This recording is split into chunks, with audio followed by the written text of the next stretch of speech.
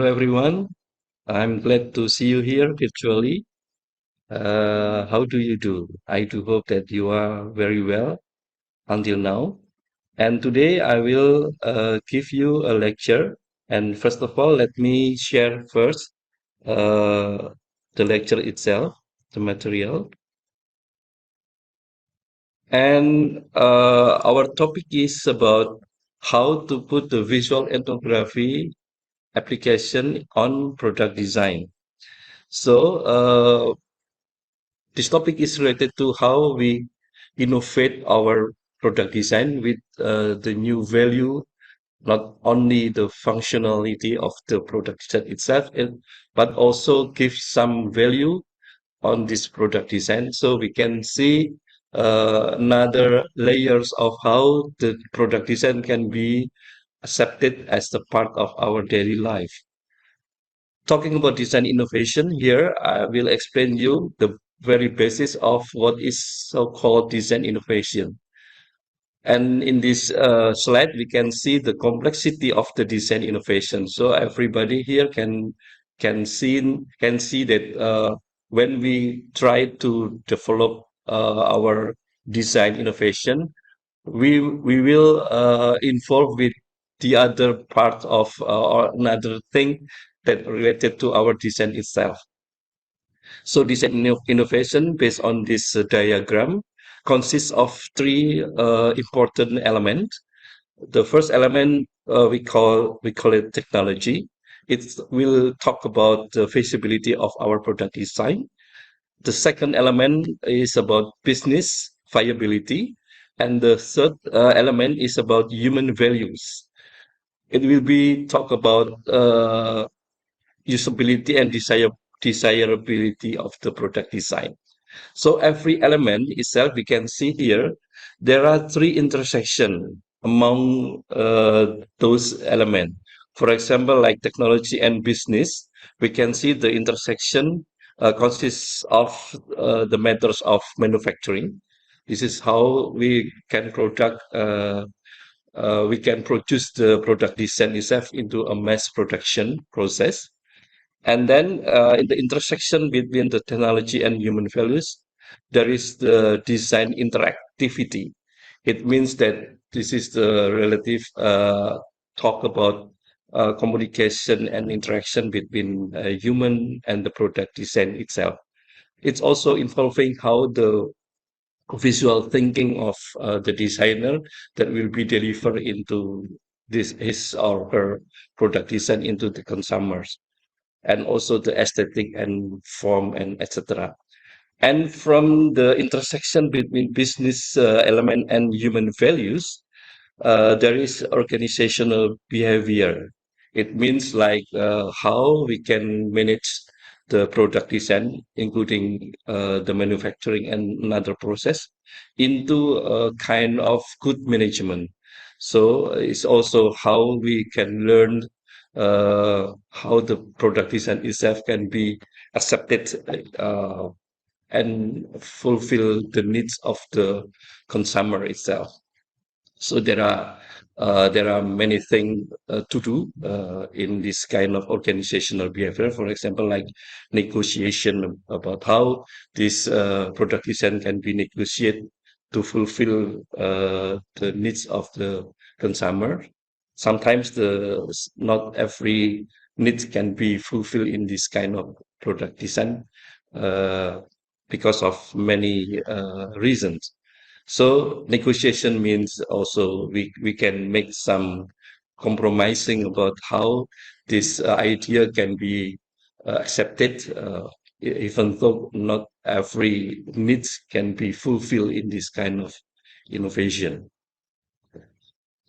Another example, I will put what initial Norman group define what so-called user experience or UX design. This is kind of how the interaction of the user itself with the product design encompassing all aspects. So including with the company, its services, and also its product. So the product design, it doesn't finish with this thing itself, but also it will convey some experiences, including how the company who produced this product design can be involved as the value, and can be seen in this kind of product design itself. So user experience is more complex rather than we can experience the how the product design can be worked or can be used, but also the message, the value from the company who produced this product design can be conveyed in this product, and also can be delivered to ourselves as a consumer, so we can understand what is the messages, what is the value which is uh, which is conveyed in this kind of product. So in UX is also, we can see in this diagram the complexity of the UX itself. There are also three elements that uh, be involved in this kind of what we call UX. Prototyping, as the part of functionality, is the main on top of this element. The other one is about business analysis.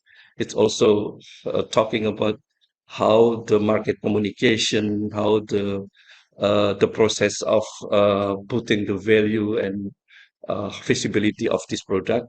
And also the other element is regarding visual design development. It means like how it be look and how the consumer can feel about this product. So when we learn more about this complexity of the product design, we can see the idea about the design innovation, and also the idea how we put the visual ethnography itself. So before we go to the visual ethnography, let me explain more about the product design life cycle. So this is uh, the form of how the good product design can be seen as a life cycle process. It means like this is like a circular process of the design itself. So when we put the process of the product design life cycle, the first process is about how we design the strategy, how to make us to manage the needs of the consumer until we can define what kind of product we will produce to fulfill the needs of the consumer. And also the second process is about discovery, how the analytical review, the content audit of the product, the user interviews, and also surveys. And following then is about analysis. This is a very critical basis of the life cycle of the product design, because we analyze all of the data regarding the product, about the survey of the consumers' needs, and another survey. And then after the analysis is the design process itself. We can see here there is the process, that the design process can be bring back into the secondary process about this discovery, because here if somebody want to make some innovation, so they must put the discovery process to see more deep about the objective of the product design. And then the last process is about production itself. This is involving the prototyping process, also the user testing, and then the release or launching of the product itself to the consumers. And we can see this process will be kind of cycling. So after the production, we can put again the evaluation and more innovation if we want to develop the product design more complex or have more derivation of the product itself. So we can start with the process itself from the beginning to see the other derivation of the product itself. So here, this life cycle means that we need to see the user research. In this point, we can put what we call ethnographic research and also in-depth interview. It means the contextual inquiry. It means the user research related to the contextual inquiry. We need to know more about what is the needs. And behind the needs, we can learn about the perception of the consumer, about what is their desire, what is uh, what is the thing that makes them like or love this product. So the user research is the basis of how we can put the ethnographic research as a part of how to know, to understand about the needs of the consumer. Ethnography itself is writing about people. It's quite simple to understand in the simple ways. So there are uh, four requirement that somebody want to learn about ethnography. The first is someone must be fluent in the language of the people we study, because it's like to make more easy communication and to understand more. If we have the lack of language, there will be a gap or barrier uh, into our communication. The second one is to study daily life over a long period of time. So we need to spend more time to understand the people. We can see the habits of the people. We can see their perception culturally, or perhaps the habits of this consumer. The third one is usually stay in a specific location, such as a village or a town. So observer or surveyor, they need to stay living in some certain area, which means that this area is the place where the people or the potential consumer live, and we can understand about the ecosystem or the habitat they live, about yeah, some rules about the habit of their daily life. And the other one is to establish mutual trust with the full range of local people. I mean, if we stay in some certain place, we know there is no barriers regarding the languages. We have a good communication. I think there will be a trust among these people and the surveyor, and then they can explain more about what is their feeling, their desire, and also perception about something. So this is the basis of the ethnographer to research the people. So visual ethnography is about analyzing human behavior through a lens of camera. So visually, we sometimes we only have the minimum data about the people, about their habit, just from the kind of photograph or perhaps painting about these people. But we need more. We need more understand, and then the visual can be a sort of method how to capture, how to make documentation about the people. So visual ethnography here works with visual symbols through photographs and films. It means that when we see the film, for example, documentary film or fiction film based on the ethnographic value, I think some symbol, it means like what is the habit they have in everyday life regarding with the food they eat, with the outfit, what kind of fashion, and also the language, and also, some kind also the ritual they make in their daily life, for example. This is the message and the symbols that can be researched to understand what is the basic needs, what is the basic perception about life of these people. So visual ethnography is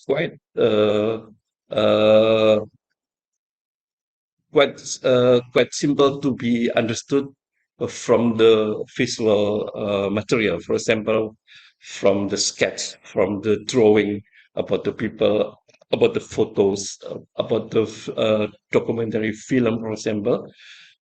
Because some researcher needs to understand more about the details of how their cultural expression into what they wear, what they eat, and what they're talking about, and what they do with their life. So, for example, like in this photo, we can see more information about visually, information visually about uh, uh, some unique tradition in this kind of tribes. I think everyone here can see here what is the color they choose. It means that they perhaps they use this kind of color based on what they find in everyday life, and then they produce the kind of natural colors that will be used in their outfit. Here, the fabrics is also quite easily to be recognized as a part of the natural fabrics, for example. And yeah, some part of the animals, like here as the ornament of their outfit. Some music instrument here is also part of some kind of wood. And yeah, the other one is about the animal skin and etc. So here, the researcher can see what is the relationship among these people, the certain tribes, with their environment, what they gain from the environment, and they express into their own understanding and perception about the environment, and what is the symbol they express in this kind of photographs. So learning from what kind of outfit they wear here in these photographs can uh, uh, can lead us about the cultural understanding of these people, these certain tribes, and understand about the expression culturally they can produce as their culture. So, for example, the other photo like this, we can uh, we can see from yeah the expression of this face, for example, and then the color of his mask here. I think it's quite interesting to see how they want to symbolize and express their own perception about uh, uh, fashion, for example. And visual ethnography help us as a designer, for example. You are the designer for this product design.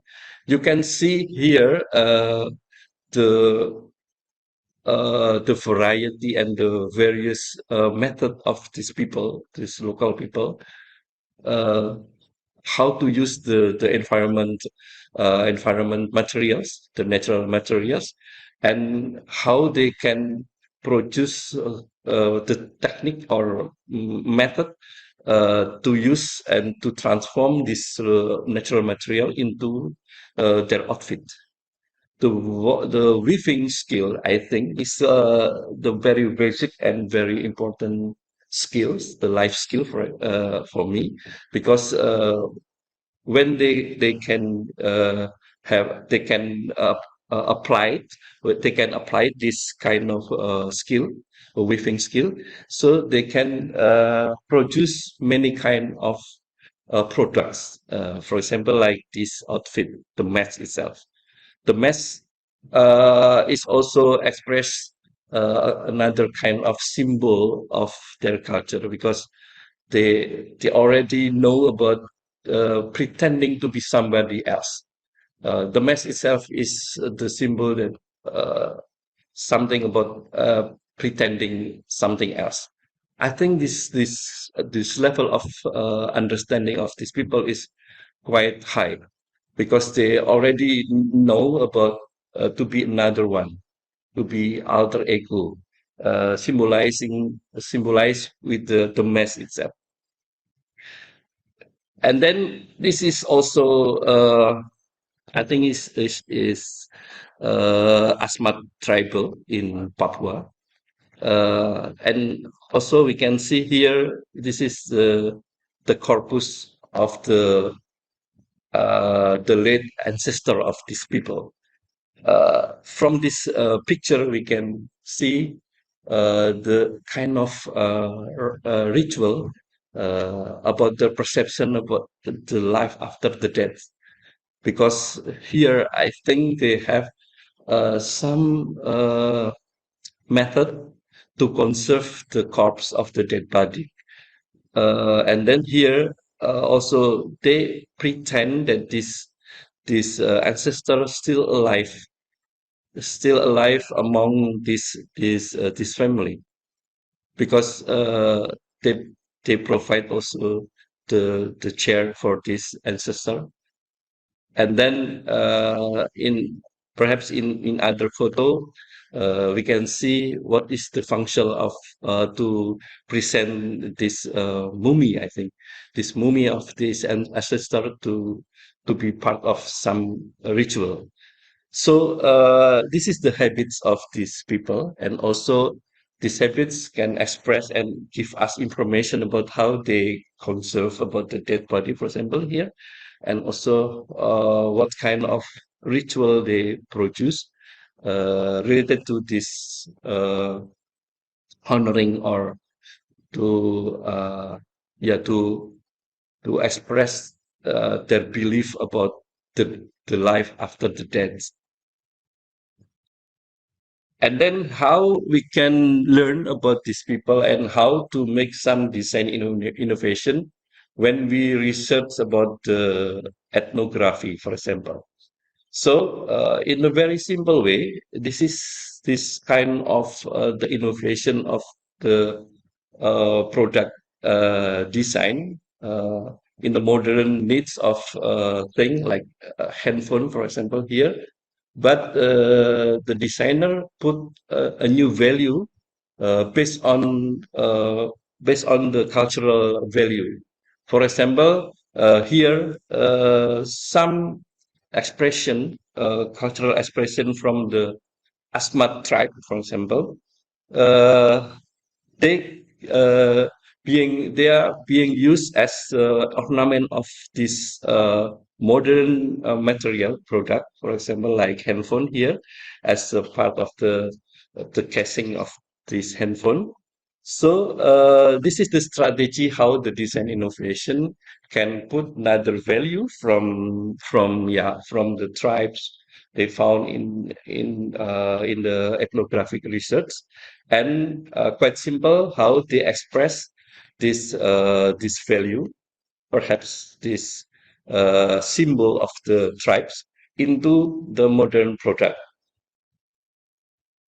Like here, this is Toraja is one of popular tribes in Sulawesi, and they also have the very good experience about their coffee. So when we produce kind of local coffee here, and the designer have the idea about what about if we want to express the memory of the people about the Toraja ethnic into our coffee product. into its packaging.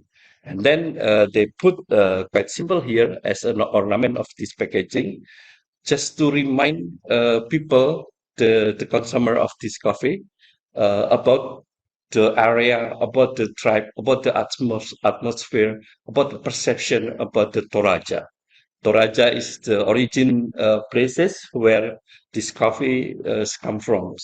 So I think it is the strategy of the designer to give the relationship emotionally, perhaps, or culturally, among the product itself with the consumer and the people or the place where this product came from.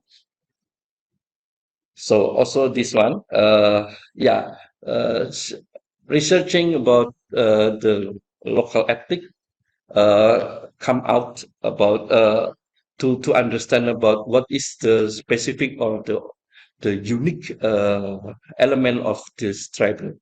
It means also we can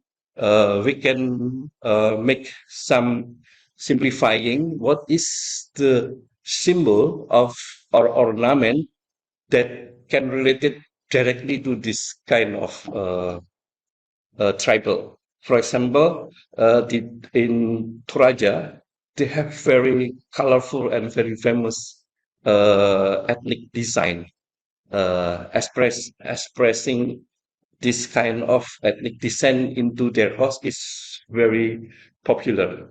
And also they express and put this ethnical symbol into their outfit. So everybody quite familiar when they see this kind of ornament, their memory or their perception will be directly go to Toraja, like this one. So also the photos of the traditional houses of Torajan, I think it's also quite simple to bring back the memory about this tribe. Okay, on another example, we can also put some ethnic uh, ornament into our daily life thing, like our household thing, like towel, for example. This is quite popular and quite easy to understand people that to give the new value about to this kind of everyday life household thing by using this ornament into their experience, their expression. I mean, this is the head with the tribal ethnic descent also.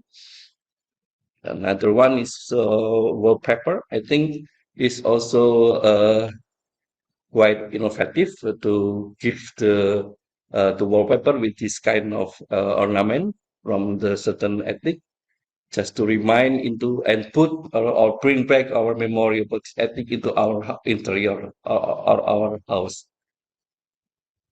Yeah, some ornament very specific and very related to a certain imagination and perception about certain ethnic. I think it's very strong, like the Chinese ornament. Everybody everywhere in the world quite easy to recognize, to notice that this kind of ornament will be related to China. And also Morocco is very famous also with this kind of ornament patterns. And then this is the local product in Jogja. I have a friend in Lawe. They have enterprises which is also put their concern into the cultural product. Here in Lawe, they use the lurik as the part of the traditional uh, fabric from Jogja and also from uh, Jawa Tengah. They they are very famous with this kind of pattern of the lurik, and I think every family also they have and they produce many kind of combination of this pattern. So Lawe put this pattern, the fabric, into everyday life household thing, and this is a strategy how to put the value and how to bring the concern of the people, the consumer of this product, to the story behind this product.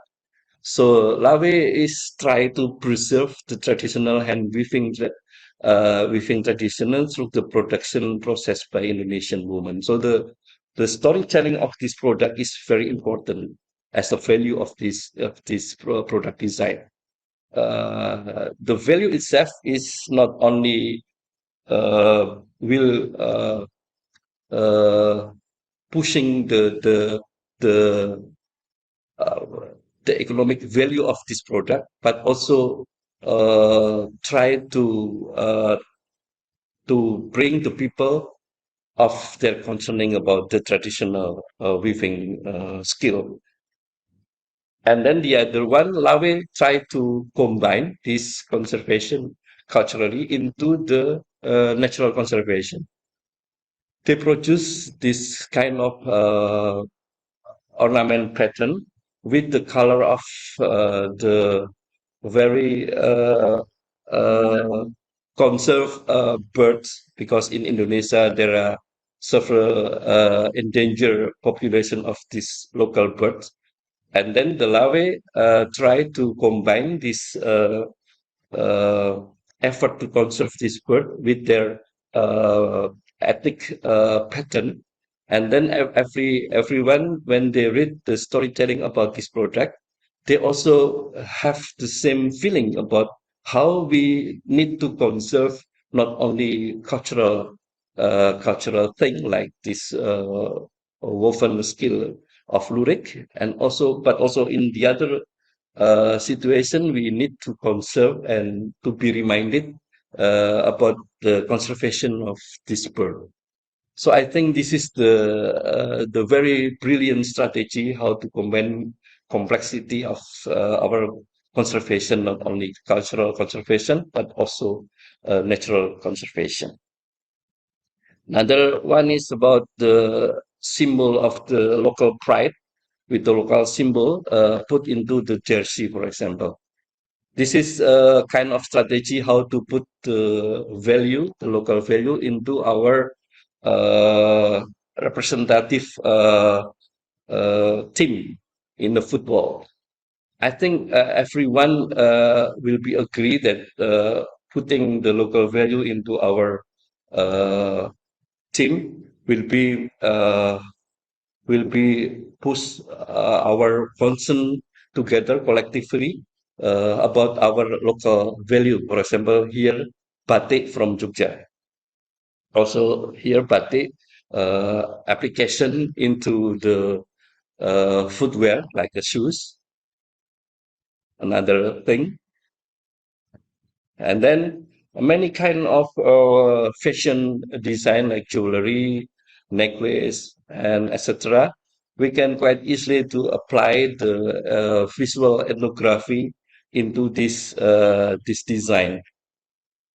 Here, some part of Indonesian past ethnographic researcher try to revitalize the local product many centuries long ago to be revitalized into our up-to-date product. So this is kind of searching batik motif from the this statue. The statue is made around 8th or 9th century, or maybe more, 10, I think, etc. Or the other one is about how to put the everyday life wearing clothes like necklace here with the good sense and technique to give more value, not only uh, the quality of this necklace, but also the method how to use the fabric, for example, because it's quite it's not it's rarely people use the fabrics to be a necklace using some gem, for example.